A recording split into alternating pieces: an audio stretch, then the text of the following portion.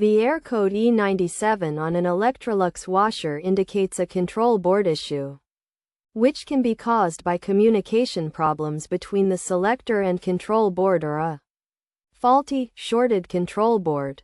To fix this issue, replacing the control board is often the best solution. This process begins by unplugging the power cord and closing the water supply valves. The necessary tools should be gathered, and the main top panel and control panel should be removed to access the control board. This involves unthreading the back screws that secure the main top, which typically requires a number 2 square bit screwdriver. The screws holding the drain hose retainer and mounting bracket should also be unthreaded and removed. The mounting screws securing the control board to the back panel should be taken out, and the connectors should be removed from the defective control housing using needle nose pliers.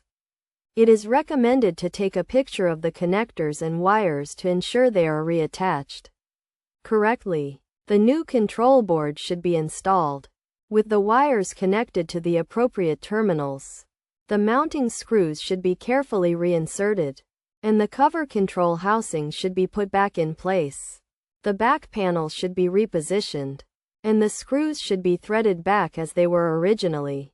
The drain hose and vibration dampener should be realigned, and the main top should be put back and its screws rethreaded.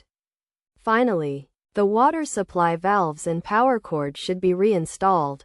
If this process seems daunting, it may be wise to consult a service engineer for professional assistance and pay for the necessary repairs.